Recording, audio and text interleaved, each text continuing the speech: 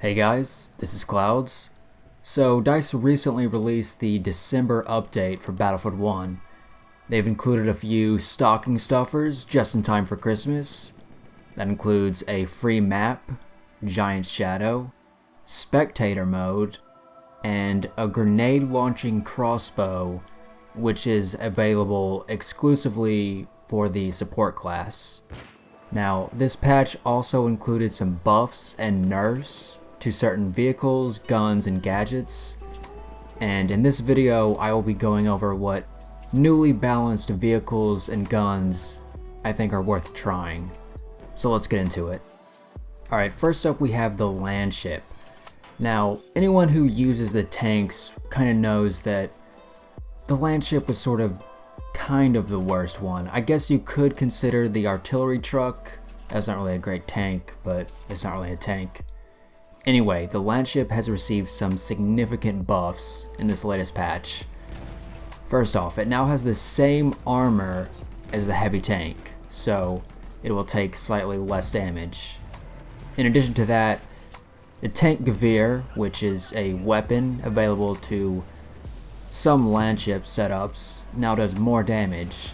It used to do 120 to 150, and now it does 160 to 180. It's worth noting that this buff also affects the tank Gewehr on the Tank Hunter Elite class.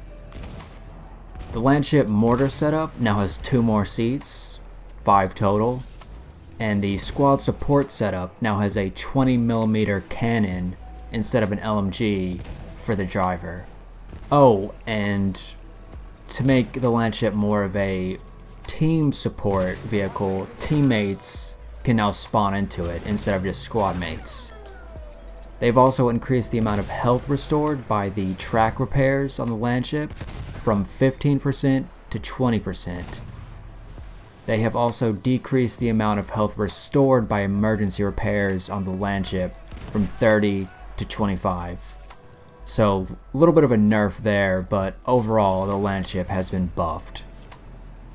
There were some universal buffs to all the LMGs, including damage drop-off now happens at further distances for the LMGs. The effect of suppression on LMG's vertical recoil has been reduced, and the maximum damage for the Hewitt, Lewis, and M1909 has been increased from 21 to 23.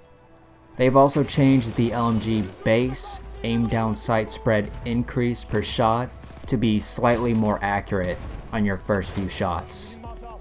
The Hewitt, Lewis, and M1909 also had their horizontal recoil decreased at different rates, and the Hewitt had its recoil decreased the most. It now has 0.08 recoil to the left and 0.08 recoil to the right. So its horizontal recoil was cut in half. Now I haven't unlocked this gun because I'm not rank 10 support, but I will be trying as hard as I can because the Hewitt is now basically a laser. The Lewis gun also got some exclusive buffs in addition to the buffs that most of the other LMGs got. It now overheats at 50 shots rather than 30.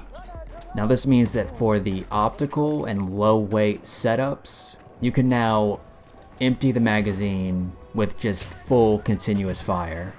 They've also reduced the reload time for the Lewis gun from 3 seconds to 2.85 seconds for a tactical reload, and decreased it from 4.5 to 4.2 seconds for a empty reload. Now that's kind of a very small buff, but you know, anything helps. Okay, on to the last gun that I think is worth trying out after this patch. The M1903 Experimental Rifle. That's the semi-automatic rifle. You know, the weird one that does very little damage. Well, they have decreased the horizontal recoil from the left and the right from 0.2 to 0.1. So its horizontal recoil was cut in half.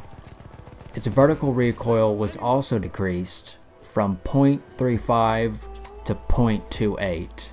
They have also tightened the base spread increase while aiming down sight and hip firing from 0.1 to 0.07. The hip fire spread has also been tightened from 2.001 to 1.667. Aiming down sight while moving has increased from 0.7 to 0.79, and the spread decrease has also been nerfed from 3 to 2.1.